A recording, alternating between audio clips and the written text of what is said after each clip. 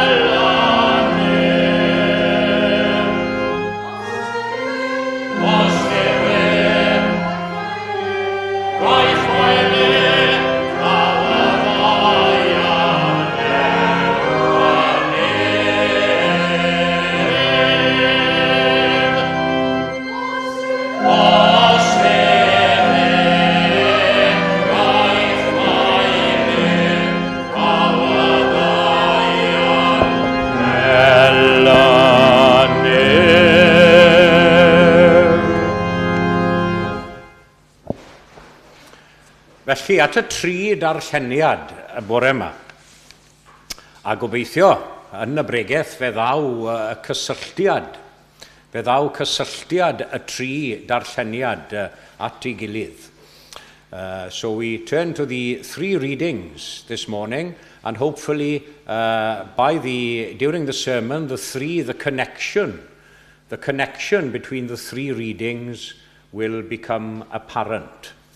So if you follow, first of all, Habakkuk, from the Old Testament, the prophet Habakkuk, then we turn to Paul's letter to the Thessalonians, and then to the Gospel of Luke. Cwyn Habakkuk. Yr oracle a dderbyniodd Habakkuk y proffwyd mewn gweledigaeth. Am ba hyd arglwydd y gwaeddaf am gymorth, a thithau heb wrando, ac y llefaf arnat trais, a thithau heb waredu. Pam y peri mi edrych ar ddrygioni a gwnaed i'm weld trallod, anrhaith a thrais sydd o'n blaen, cynnen a therfysg yn codi. Am hynny a'r gyfraith yn ddirym, ac nid yw cyfiawnder byth yn llwyddo. Yn wir, y mae'r drygionus yn amgylchu'r cyfiawn, a daw cyfiawnder allan o wirgam. Safaf ar fy nisgwyl a chymryd fy safle ar y tŵr. Syllaf i weld beth a ddywed wrthyf a beth fydd ei ymateb i'm cwyn. Atebodd yr arglwydd fi, ysgrifenna'r weledigaeth, a gwna hi'n eglur ar lechen, fel y gellir ei darllen wrth redeg. Oherwydd fe ddaw eto weledigaeth yn ei hamser, daw ar frys i'w chyflawni a heb ball. Yn wir, nid oeda, disgwyl amdani, oherwydd yn sicr fe ddaw, a heb fethu. Yr un nad yw ei enaid yn uniawn sy'n ddi-hyd, ond bydd cyfiawn fyw trwy ei ffyddlondeb. Yna at lythyr Paul at y Thessaloniaid. Paul a Silvanus a Timotheus at Eglwys a Thessaloniaid yn niw ein tad ar arglwydd Iesu Grist. Gras a thangnefedd i chwi oddi wrth ddiw ein tad ar arglwydd Iesu Grist. Dylem ddiolch i ddiw bob amser amdano chwi, gyfeillion, fel y mae'n weddus, am fod eich ffydd yn cynyddu'n ddirfawr, a chariad pob un ohonoch tuag at ei gilydd yn dyfnhau. Nes ein bod ninnau yn amffrostio ynoch ymysg eglwys diw, o achos eich dyfal barhad a'ch ffydd dan yr holl erledigaethau a'r gorthrymderau yr ydych yn ei dioddef. I'r diben hwn hefyd yr ydym bob amser yn gweddio drosoch chwi, ar un diw ni eich cyfrif yn deilwng o'i alwad, a chyflawni trwy ei nerth bob awydd am ddaioni a phob gweithred o ffydd. Fel y bydd enw ein harglwydd Iesu yn cael ei ogoneddu yno chwi, a chwythau yn ddwyntau, yn ôl gras ein diw ar arglwydd Iesu Grist. Ac yna efengu Luc yr hanes gyfarwydd am Zaccheus yn dringo'r sycamorwydden. A roedd wedi dod i mewn i Jericho ac yn mynd trwy'r dref. Dyma ddyn o'r enw Zaccheus, un oedd yn brif gasglwr trethu ac yn ŵr cyfoethog, yn ceisio gweld prin oedd Iesu. Ond yr oedd ormod o dyrfa ac yntau'n ddyn byr. Rhedodd ymlaen a dringo sycamorwydden mwyn gweld Iesu, oherwydd yr oedd ar fynd heibio y ffordd honno. Pan ddaeth Iesu at y fan, edrychodd i fyny a dweud wrtho, Zaccheus, tird i lawr ar dynion, a mae'n rhaid i mi aros yn dy di heddiw. Daeth ef i lawr ar ei union a'i groesawu yn llawen. Pan welsant hyn, dechreuodd pawb rwgnach ymlith ei gilydd gan ddweud, a mae wedi mynd i letia at ddyn pechadurus. Ond safodd y Zaccheus yno ac meddai wrth yr arglwydd, dyma hanner fa iddo syr yn rhodd i'r tlodion, os mynnais arian ar gam gan neb fe'i talaf yn ôl bedair gwaith. Heddiw, meddai Iesu wrtho, daeth i achawdwriaeth i'r tŷ hwn, oherwydd mab i Abram yw gŵr hwn yn tai. Daeth mab y dyn i geisio ac i achub y colledig. Ac os nad ych chi yn gweld cysylltiad rhwng y tri darlleniad, falle gobeithio daw hwnna'n eglurach yn nes ymlaen yn yr oedfa. Ond fe ganwn ni ymhellach yr ail emyn sef rhif 5, number 5. I'n harwain ni at ein gweddiau megis.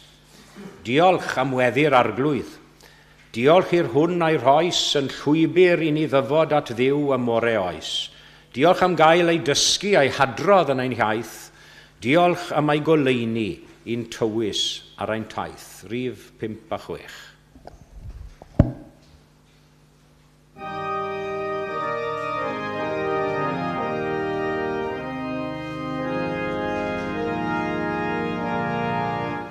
Diolch am weddi'r arglwydd, diolch i'r hwn a'i roes, yn llwybr i ni ddofod, at ddiw o more oes. Diolch am gael ei dysgu, a'i hadrodd yn ein hiaith. Diolch am ei goleuni i'n tywys ar ein taith.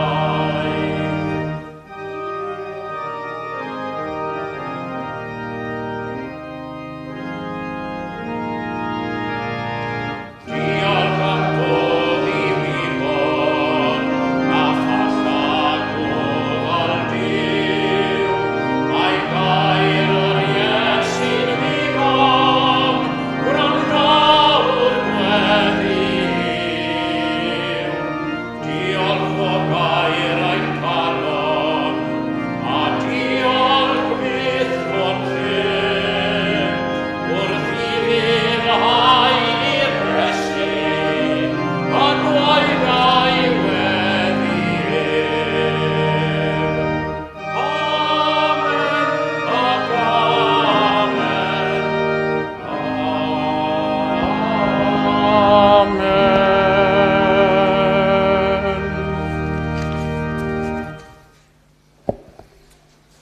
A chyfle ni nawr, ar ôl y geiriau yna i'n harwain ni at ein gweddiau megis. Let us turn now to God in prayer. Cydweddiw. Dad nefol a thad ein harglwydd Iesu, ni'n dod o'th flaen di unwaith eto mewn gweddi fel dy bobl ynghyd y bore yma. Ac falle ein hofnau a'n gofidiau, i ni'n dod yn llawn gobaith a llawn hyder hefyd, gan ymddiried yn dy ras di ben draw i ni. Ti yw ein noddfa a nerth, cymorth hawdd ei gael mewn cyfyngder fel mae'r salmydd gynt yn dweud. Gracious Lord, we confess openly to you this morning that we have not always walked in your ways. Too often we've tried to carry on in our own strength, as it were, our own wealth and our own wisdom. Forgive us now, God. Cleanse us. Cleanse our hearts from pride and selfishness. And renew a right spirit in us to seek your kingdom and your righteousness. I ni'n cofio yn arbennig am ein byd ni heddiw. Byd sydd mewn cymaint o drabini a gwewyr ar hyn o bryd. Ryfeloedd yn dal i barhau mewn cymaint o lefydd. Teuluoedd yn cael ei rwygo gan drais fel o'n i wedi darllen yn Habacuc gan y proffwyd gynt. Cenhedloedd yn cael ei rannu gan drachwant ag om. Ym mhob ran o'r byd y bore yma. Gweddiwn ar ei ti nawr i ddwy'n cymod lle bo casineb, a chysur lle bo colled a phoen y mywydau gymaint o bobl y bore yma.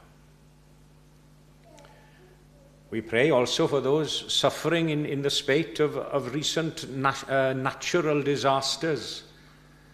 We think of those communities now devastated by the recent Hurricane Melissa.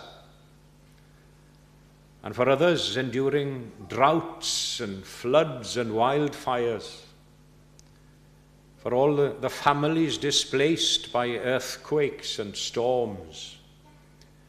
And stir our hearts as well as Christian people, as your hands and feet in the world, to give and to serve and to love without counting the cost.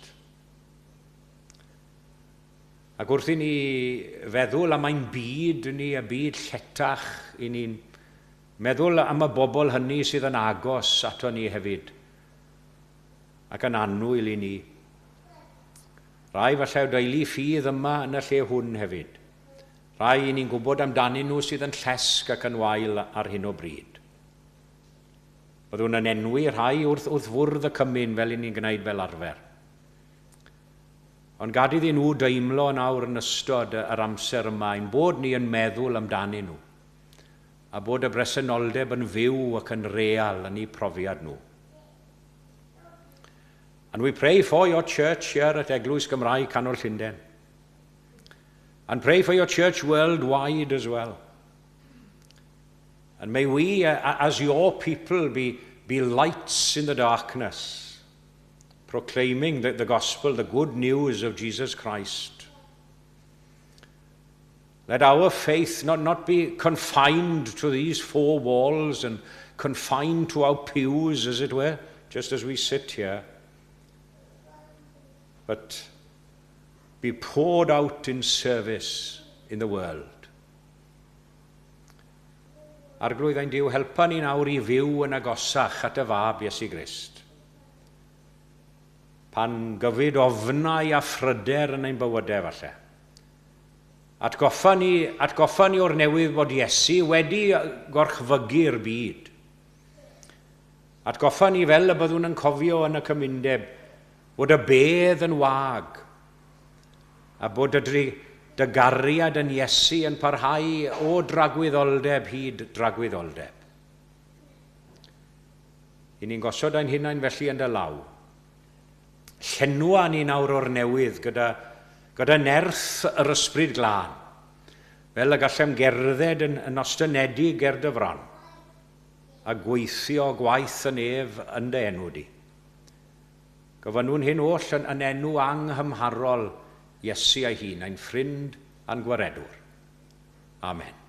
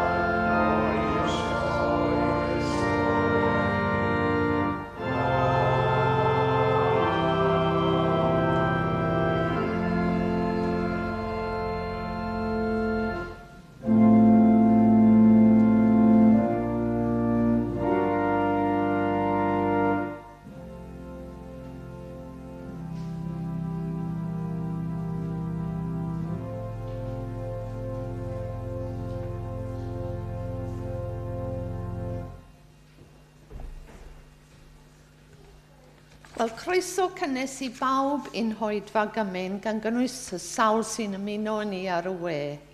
A very warm welcome to members, friends and visitors to our communion service, including those who are joining us on the web.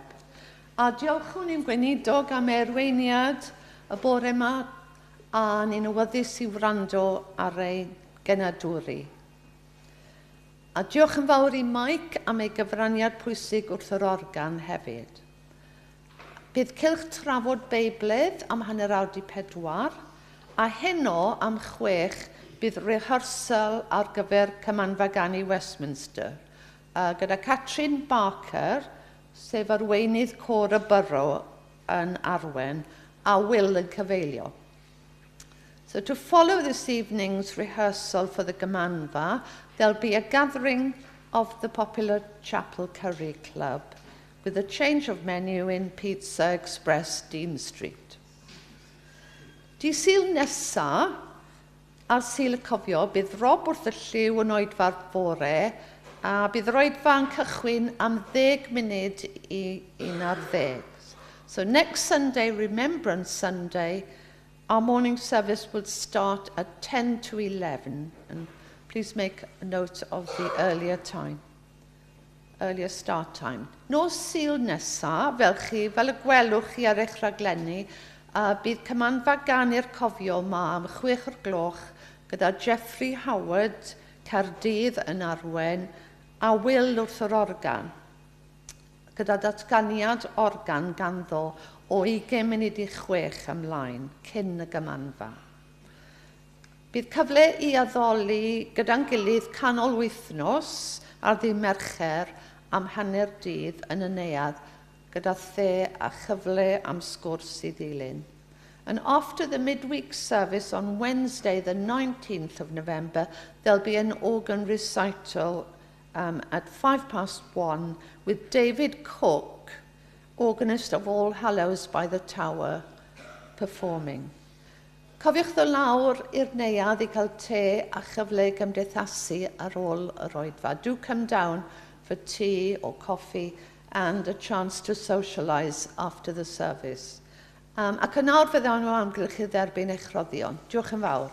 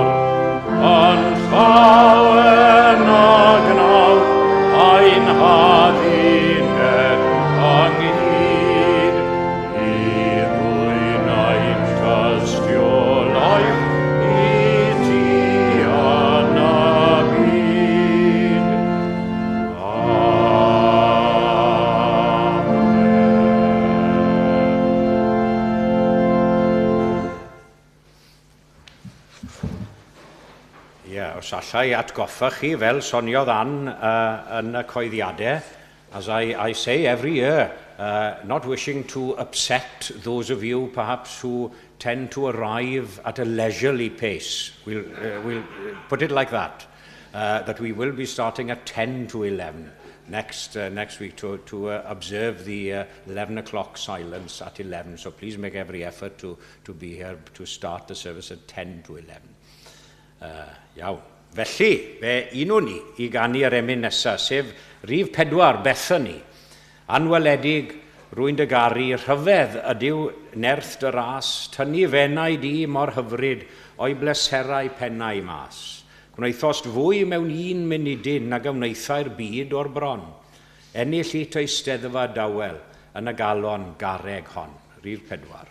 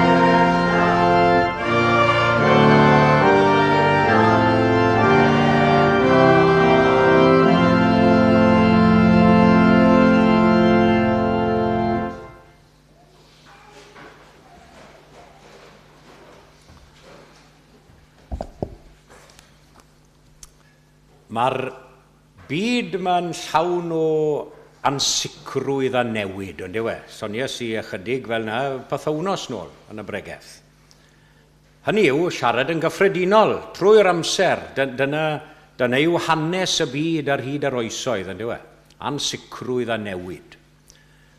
Ond rhyw ffordd, rhyw fodd, byddwn ni'n gweud, mae fel sa pethau hyd yn oed yn fwy ansicr ac yn cyfnewidiol nawr na beth maen nhw wedi bod ers nifer o flynyddoedd. In a world so full of uncertainty, political tensions, a lot of political tensions lately, economic turbulence, global refugee crisis, as I mentioned in the prayer, natural disasters. We heard only this week with Hurricane Melissa. And our lives and hearts, I'm sure, feel the weariness of the times, as it were. Yet today, today, this morning in Eglwys Gymraeg Canol Llundain, the scriptures reaffirm to us, as they did to the prophet Habakkuk all those years ago, that although the world may sway and shudder, our God is a faithful God. Mae'n ddiw ffyddlon, a mae'n para yr un heddiw, ddoi heddiw ac yn dragywydd, the same, remaining the same. Roedd y tri darlleniad y bore yma gobeithio wedi gosod yn naws, a fyddai'n dod at nhw nawr. In our three readings, if you look back at the three readings, firstly, we have the call of the prophet Habakkuk. Then we have the encouragement of the Apostle Paul in his letter to the church at Thessalonica. And then we have the mission message of the gospel in the story of Zacchaeus from Luke's gospel. Ac yn yr ysbryd hwnnw dewn ni bore yma gobeithio, in that spirit, hopefully, we come together, not merely to ponder texts, but to be transformed by God's power. That's the thing. Transformed by God's message to us throughout the ages. Felly, beth sydd gyda ni nawr yn y tri darlleniad yma, gwedwch? Yn gyntaf, mae gennym grir gwyliedydd ac ateb Duw. The cry of the watchman and God's answer. That's my first point or heading for you. Our Old Testament reading begins with the prophet Habakkuk crying out to God, "O Lord, how long shall I cry for help, and you will not listen? Am ba hyd arglwydd y gwaeddaf am gymorth a thithau heb brando." The prophet, he was looking around him and he saw injustice, wrongdoing, destruction, violence, contention. And he's distressed about it all. He is the watchman on the rampart, ynddo fe? Safa farf yn ysgwylfa, chi'n gweld yr ail ran o'r darlleniad? Safa farf yn ysgwylfa, meddai, a chymryd fy safle ar y tŵr, safaf I weld beth a ddywed wrthyf. Ac ydy'r cri yma yn gyfarwydd I chi heddi? In our world today, don't we see in these war-torn regions, as I say, each week, where it's the innocent that suffer all the time, innocent civilians, children, widows, where there seems to be no justice for the innocent. The extreme economic disparities in the world. We see billions, literally billions, are struggling for food and a decent kind of life. And a few people assuming unimaginable wealth, some of them. Ar gyfwng cynhesu byd eang, wedi twtch ar hwnna'n barod, lle mae stormydd yn rio. Diliw ar un llaw a sychder ar y llaw arall. Ac mae'r ddynoliaeth gyfan yn llefain, yndyn nhw, y cri yma. Arglwydd am ba hyd, Lord, for how long? That's the cry of humanity. The prophet's distress is our distress as well. And he lays his complaint simply, plainly and simply before God. And then God responds. He says, write the vision, ysgrifenna'r weledigaeth. Make it plain. For still the vision awaits its appointed time. If it seems slow, wait for it. It will surely come. A dyna chi wirionedd oesol ar ein cyfer ni heddiw, a phob dydd o'n bywydau ni. This eternal truth for us, even in our sight and mind, if nothing seems to move, well, the divine plan and moving is working. And the vision will come to pass. And this is the key clause, I think, the key clause at the end of that reading, the righteous shall live by their faith. Bydd y cyfiawn fyw trwy ei ffyddlondeb. Nawr, beth mae hynny'n ei lygu ni heddiw yn 2025? What does that mean to us in 2025? As Christian believers, of course, we are the watchmen and women on the tower. Yeah? We keep a lookout. As Christian believers, we must live by faith, a faith that trusts before seeing, a faith that acts, though the results are often unseen, perhaps, by us.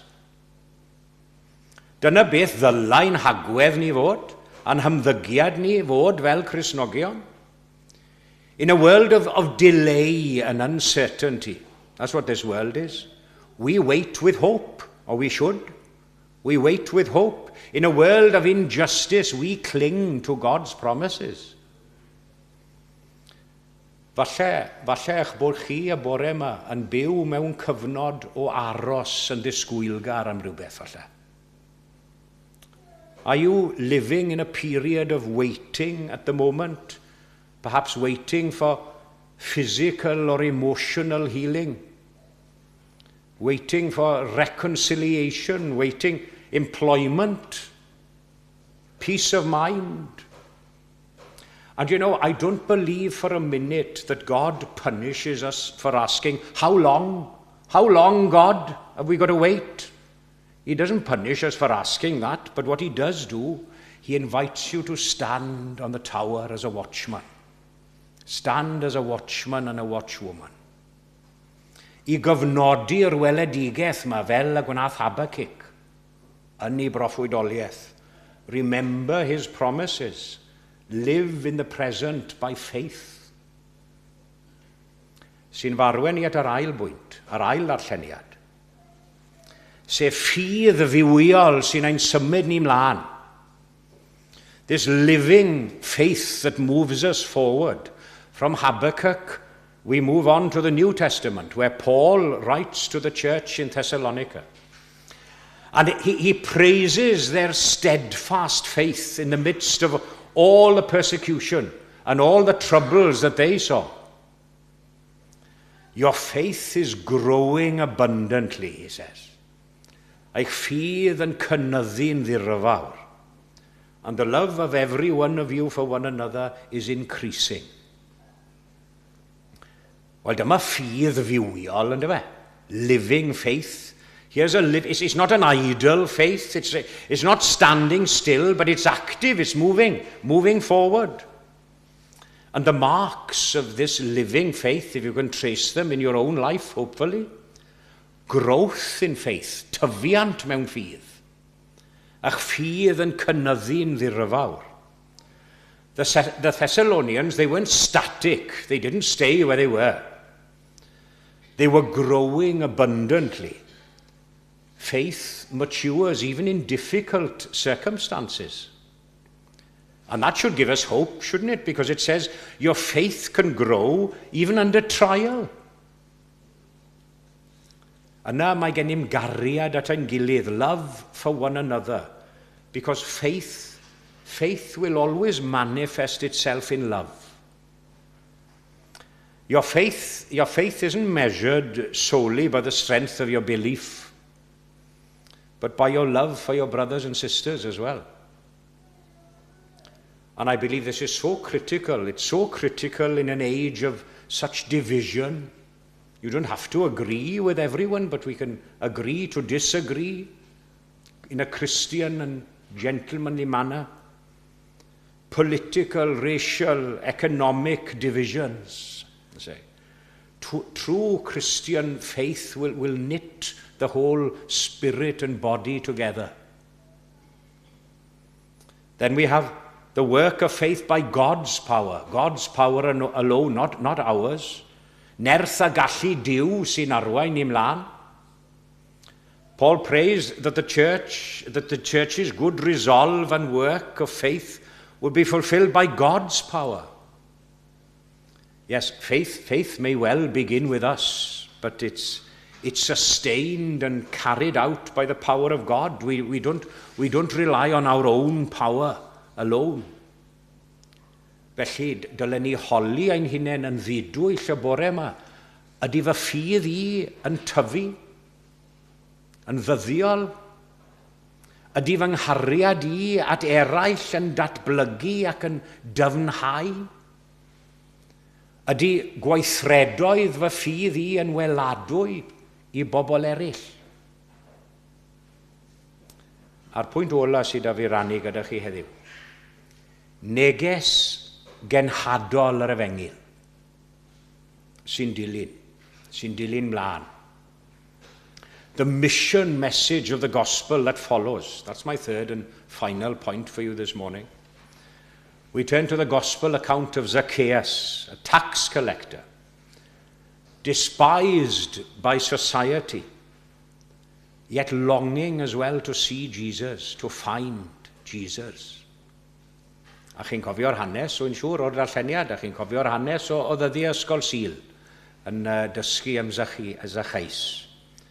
Zacchaeus climbed a sycamore tree to catch a glimpse of Jesus. Jesus passed by and said, Zacchaeus, hurry, come down. I must stay at your house today.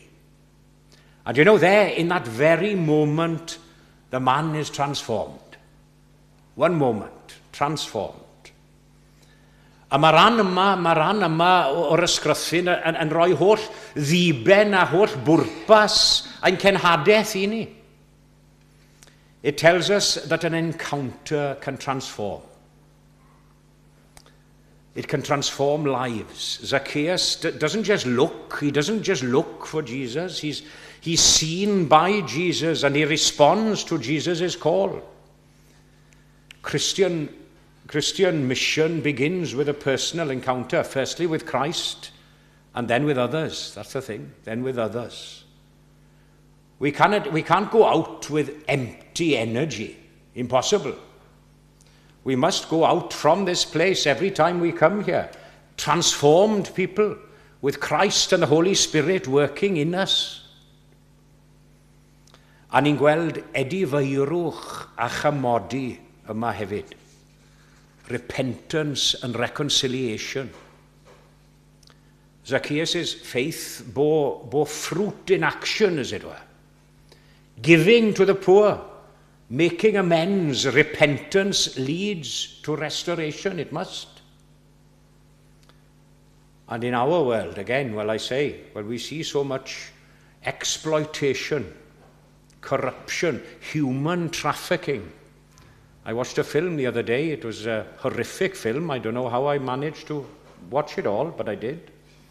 About human trafficking and saying how many millions are being human trafficked and the billions of pounds that are made through it. Systematic injustice. Our mission must include restoration and justice. Yeah, iachawdwriaeth I di, Zacchaeus, ond iachawdwriaeth i'r byd cyfan hefyd, na'r peth. Jesus declares that salvation has come to the house of Zacchaeus, and by its implication to the whole world as well. Because the Christian call in its essence, it's both local and global. It must be. We must reach out across borders and divides. Dyna'r peth. Felly, ni'n ne bore yma, ynddo fe? For us today, hopefully having kept watch on the tower with the prophet, having lived by faith with the apostle, we now go in mission with Zacchaeus. Ac wrth nesau at fwrdd y cymyn unwaith eto. Fe gofiwn ni fod Duw yn Iesu Grist gyda ni yn wastadol. Fe yw'r un ddywedodd wrthon ni, fe? Wele a rwyf gyda chwi bob amser, hyd ddiwedd y byd. A hynny ar gogoniant i'w enw. Amen.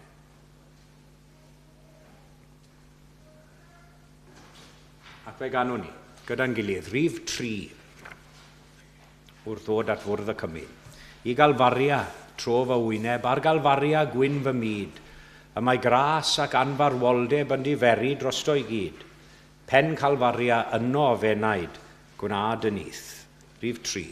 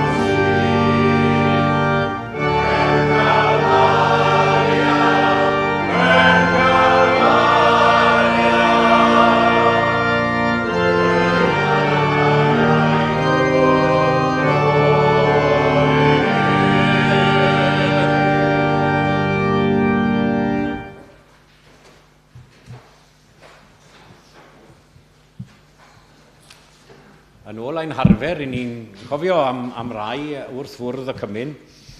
And although obviously we have mentioned John Samuel in past communions, I think it's only fitting as we had his memorial service yesterday afternoon that we remember John and Janice and of course Rian and Meyer and the family as we celebrated John's life yesterday afternoon. We think of Wynne, who is at home and I believe a little better, but I would say better, but in spirits. And we think of him and Nora and the family as he now undergoes treatment. I ni meddwl am Eiron, oedd yma ddoe, dwi ddim heddiw, ond mae allan o'r ysbyty, ac i ni meddwl amdano fe.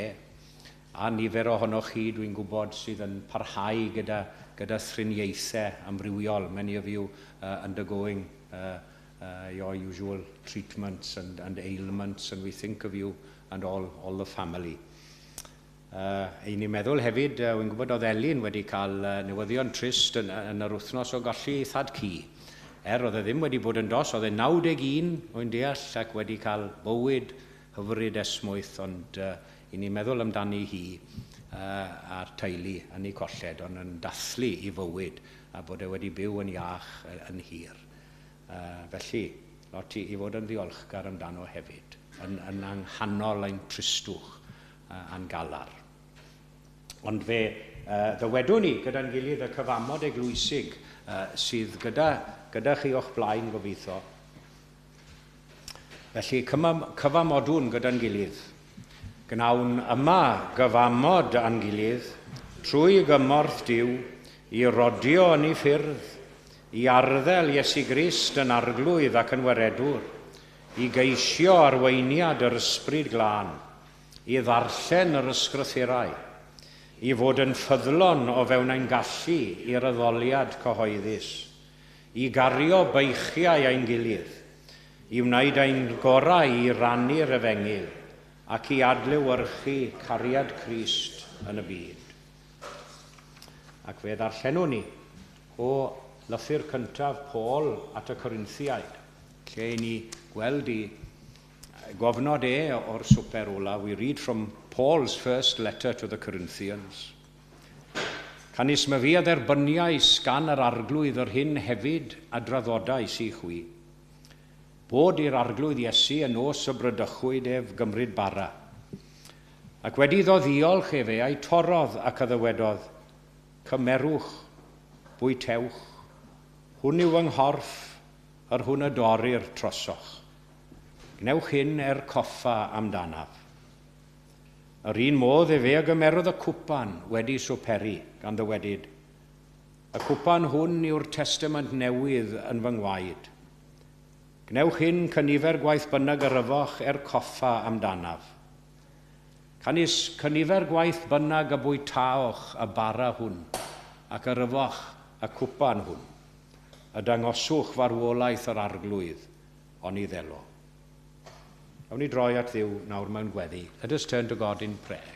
Gweddiw. Daiwn yn awr o arglwydd yn ein sychder ac yn ein gwacder. Yn barod I gael ein llenwi gen I ti. Christ is here among us, welcoming us as his people, and offering us lasting nourishment, not only to our bodies, but to our souls as well.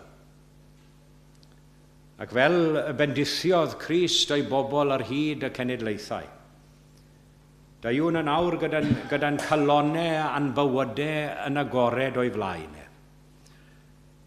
Yn agored i'r unig un all gwrdd a'n holl anghenion ni mewn gwirionedd. Daiwn yn awr gan gyflwyno ein hunain, yn gyfan iddo fe. Amen. Ac wrth I ni gofio'r nos y bu Iesu gyda'i ddisgyblion yn yr or uwch ystafell. Fe gofiwn iddo gymryd y bara, a'i bendithio, a'i roi i'w ddisgyblion gan ddywedyd. Hwn yw fy nghorff ar hwn a dorir trosoch. Cymerwch a'r henwch yn eich plith, a chynifer gwaith bynnag ac a gnewch hyn, gnewch coffa amdanaf. Bwytawn Bawb o hwn.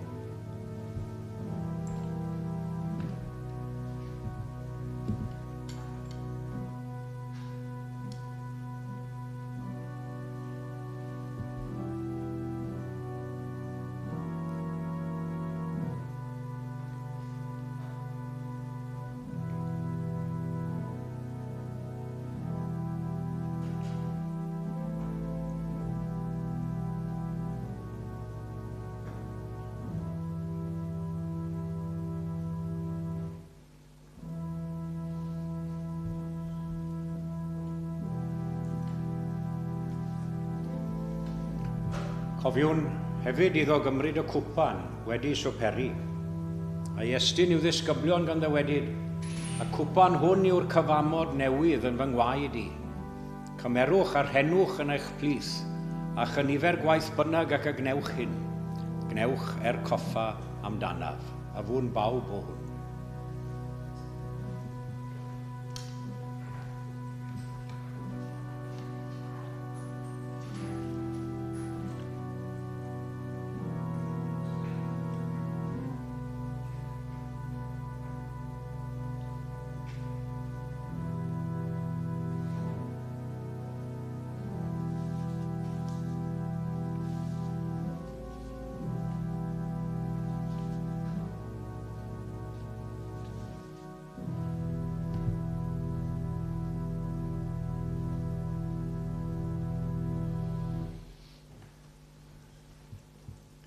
Gweddiwn, let us pray. Arglwydd Iesu, diolchwn i ti am y wledd ysbrydol yr ydym wedi cyfranogi ohono y bore yma. Y pryd unigryw a'r cyfan mae'n gynrychioli i ni yn bersonol ac i'r byd yn gyffredinol. Help us now as we return to the world and to our daily lives, the daily duties, as it were, which await us during the coming week, to give of our all in service to your holy name. Derbyn ein diolch, derbyn ein mawl, a derbyn ninnau hefyd, gan ddefnyddio ni gyd i ddibenion mawrion dyd y hun. Amen.